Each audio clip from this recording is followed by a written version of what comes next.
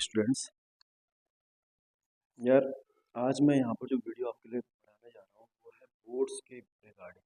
आपके board exam आने वाले हैं। आपका टाइम टेबल आ चुका है, सीबीएसई का भी, आईसीएसई का भी, और बाकी जो अदर बोर्ड्स एस्पायरेंट्स होते हैं अपने स्टेट बोर्ड से, सबका आ चुका है। मैं कल शाम से अभी तक, हाँ जी, तो मैं कल शाम से अभी तक कम से कम 20 पेरेंट्स से मीट कर चुका हूँ, ऑनलाइन और ऑफलाइन। कल शाम से अभी तक।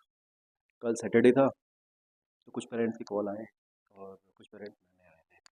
कल क्लासरूम के टाइम पे भी कुछ पेरेंट्स मिलने आए तो मैं उनसे मिल नहीं पाया उस टाइम पे। क्लासरूम के टाइम पे मैं क्लासरूम में रहता, तो यार आपसे ज़्यादा डरना आप एग्ज़ाम के आपके पेरेंट्स को, क्योंकि इम्पोर्टेंस समझते हैं आप। इम्पोर्टेंस किसी चीज़ का नहीं समझते हो। जो ये जेएनजीओ की जनरेशन है ना, पता है क्या है, ये करना कुछ नहीं चाहती। इनको हर चीज़ ना मिल जाए, बहुत जल्दी मिल जाए। मेहनत का इम्पोर्टेंस समझा नहीं है जेएनजीओ।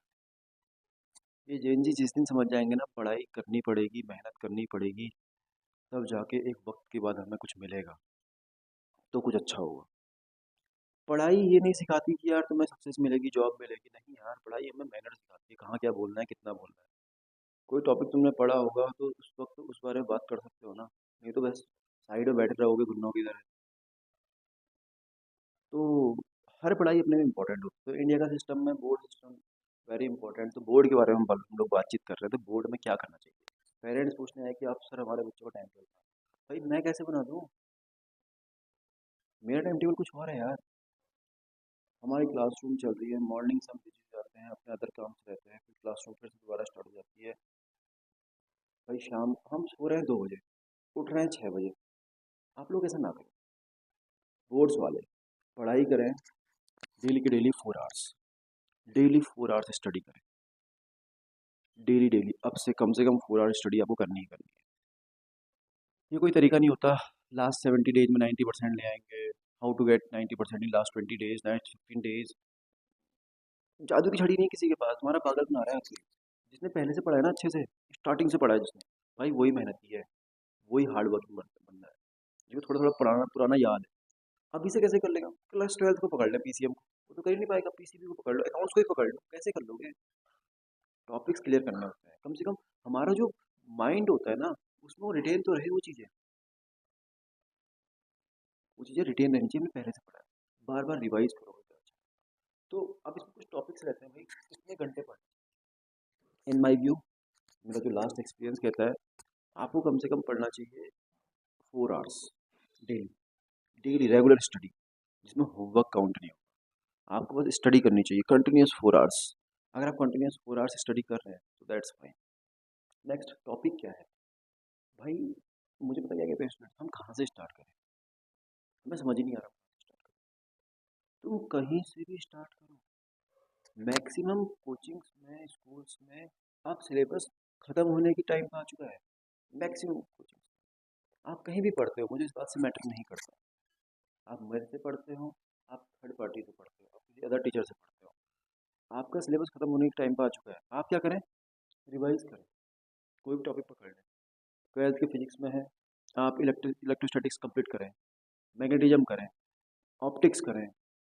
मैथ्स में आ रहे हो, कैलकुलस करें, प्रोबेबिलिटी करें, वेक्टर्स करें, मैट्रिक्स करें। ये क्या लॉजिक है कि हम कहाँ से पढ़े। भाई तुम्हारे अंदर वो मोटिवेशन ही नहीं है। मोटिवेशन, पहली बात तो सेल्फ प्रोडक्ट होता है भाई, कोई तुम्हें मोटिवेट नहीं कर सकता। मोटिवेट करेगा भी ना तो तुम थोड़ी देर के लिए मोटिवेट होगे, फिर तुम बाद में वही। जैसे मैं हमेशा कहता हूँ कि यार 15 अगस्त 26 जनवरी को इंडिया में बहुत मोटिवेशन आता है, ये कर देंगे वो कर देंगे, भारत माता की जय। शाम को देखो झंडे जमीनों में गिरे रहते हैं। ये शो ऑफ नहीं करना है यार। घर में पूजा होती है उस दिन सबके सब बन जाते हैं। आज हम कितने ही सात्विक हैं, कितने पवित्र हैं, कुछ दिनों के बाद देखो इनको। मंदिरों में जाते हैं, शिवरात्रि होती है, आपका जन्माष्टमी होती है, तब तो ऐसे बिल्कुल बहुत एस्थेटिक बन के आ जाते हैं। उसके बाद फिर दिखाई नहीं देते। नहीं, मोटिवेशन सेल्फ प्रोडक्ट होता है। मोटिवेशन अगर आपके अंदर है तो आप काम करेंगे, आप स्टडी करेंगे। तो आप रेगुलर स्टडी करें, टॉपिक पकड़ें, खत्म करें, टॉपिक पकड़ें, खत्म करें। क्लास 10th में हो, लाइट पढ़ो, इलेक्ट्रिसिटी पढ़ो, एसिड बेस एंड सॉल्ट्स पढ़ो, कार्बन कंपाउंड्स पढ़ो, लाइफ प्रोसेस पढ़ो, coordination compound, coordination in body पढ़ो, जिसमें आपका ह्यूमन हार्ट है, ब्रेन है, ये सब टॉपिक्स बायोलॉजी है। मैथ्स में आते हो ट्रिग्नोमेट्री पढ़ो। स्टार्ट करो कहीं से भी और ख़त्म करो। आपके लिए स्ट्रेटजी बनाई जाएगी, फिर आप वैसे ही पढ़ोगे। अबे कब तक तुम गधों की तरह चलोगे? कोई आपको बताएगा फिर आप करोगे, अदरवाइज आप करोगे ही नहीं। ऐसा ना करें, अपनी स्ट्रेटजी खुद से बनाएं, अपना मोटिवेशन खुद से बनाएं कि मुझे पढ़ना है, मुझे काम करना है, मुझे स्टडी करनी है। Second, next one is syllabus. Syllabus आपका अप्रोक्सीमेटली 90-95% कंप्लीट हो चुका है ना? जो मैंने देखा था हमारा भी लगभग कंप्लीट हो चुका है ना? तो अब 90-95% कंप्लीट हो चुका है भाई, तो आप 10% तो कंप्लीट करो, 20% तो कंप्लीट करो, आप 30% तो कंप्लीट करो। कर कुछ रहे नहीं, बस सबसे पूछने आ जाओगे भाई हमारा टाइम टेबल बना दो, हमारा टाइम टेबल बना दो। पेरेंट्स को भेज दे रहे हैं टाइम टेबल बना दो। अरे तुम कर क्या रहे हो? तुम कुछ नहीं कर रहे हो। अपनी काबिलियत बढ़ाओ। आपके अंदर जो काबिलियत दी है ना ऊपर वाले ने, हर किसी को बराबर काबिलियत दी है। अपनी काबिलियत बढ़ाओ। समझ रहे हो बात को? मोटिवेशन खुद से पैदा करो कि हमें पढ़ना है। दोस्ती, ये डोरेमोन का गैजेट जो तुम्हें दिया है ना, ये फोन, इनको थोड़ा दूर करो भाई। इंस्टाग्राम, स्नैपचैट क्या है? कोई तुम्हारा काम नहीं आएगा फाइनल एग्जाम के टाइम पे, चाहे वो कोई भी एग्जाम हो। देखो अभी तो क्या है ना, सिलेबस मिल रहा है। वो हमेशा कहते हैं ना, शायद लुधियानवी ने कहा हुआ है, ये तो स्कूल सिलेबस है, कॉलेज सिलेबस है, जो बता के आता है कि इतना टॉपिक पढ़ने हैं। जिस दिन लाइफ का सिलेबस आएगा तो बिना बताया आएगा, कब कहाँ से बाउंस मारेगा पता भी नहीं चलेगा। उस दिन प्रॉब्लम्स आएंगी, तो अभी से प्रॉब्लम टैकल करना सीखो ना थोड़ा थोड़ा। समझ रहे हैं? Next, marks percent very important. कुछ लोग कहते हैं मार्क्स मायने नहीं करते, मायने नहीं करते। तो देखते हैं फिर 10th वाले परसेंटेज लेके आओ, तुम्हें किन किन स्कूल में एडमिशन मिलता है। फिर कॉलेज में देखते हैं तुम लोगों का। भाई आईआईटी देने के लिए भी ना 75% चाहिए। पहले ये भी नहीं हुआ करता था। इतने स्टूडेंट्स बढ़ चुके हैं, इतना कंपटीशन बढ़ चुका है कि सरकार को ये करना पड़ रहा है। उन्हें परसेंटेज मायने करना पड़ता है। या आपके अंदर अदर काबिलियत हो, आप अच्छे डांस करते हो, सिंगिंग करते हो, अच्छे यूट्यूबर हो, ब्लॉग बनाते हो, तो आप उस एरिया में चले जाएं। लेकिन कम से कम पढ़ाई तो करें। पढ़ाई अपनी जगह इंपॉर्टेंट होती है। पढ़ाई के लिए थोड़ी किसी ने कहा है कि यार पढ़ाई नहीं करनी है। अगर आप पढ़ रहे हो तो परसेंटेज अपने आप आएंगे। कहते हैं कि नॉलेज बढ़ाओ, परसेंटेज को मायने नहीं करता। भाई नॉलेज जिस पर उसकी परसेंटेज आएगी ना यार। उन बेवकूफ़ों की बातों को ना माने, अपनी मेहनत करें मेरे भाई, जितनी मेहनत कर सकते हैं। आपको भी तो मोटिवेशन मिलता है अच्छी परसेंटेज से, मेरे इतने मार्क्स हैं। खुद का मोटिवेशन ज़रूरी है।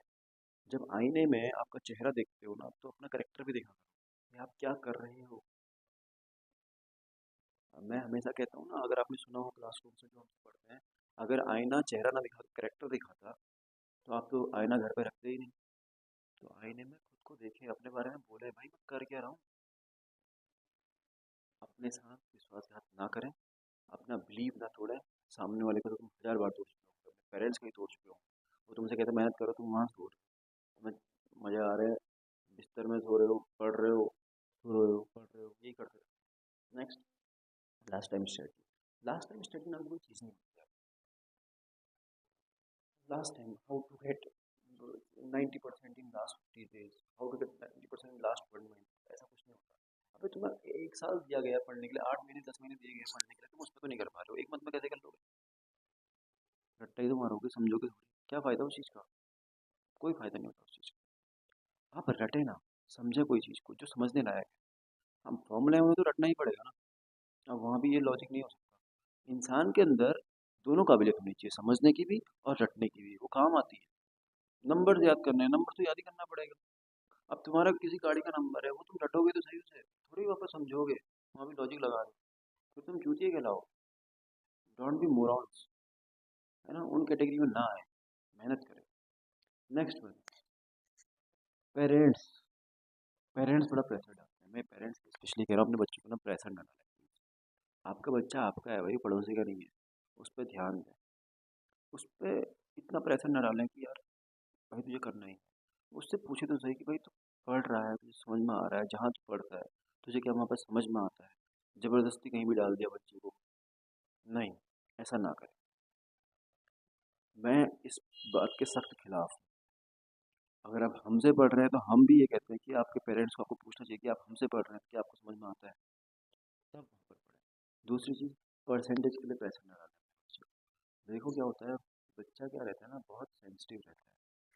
उसको परसेंटेज के लिए प्रेशर ना डालें, हाँ, उसको पढ़ने के लिए मोटिवेट करें कि भाई पढ़ाई का इंपॉर्टेंस लाइफ में बहुत होता है।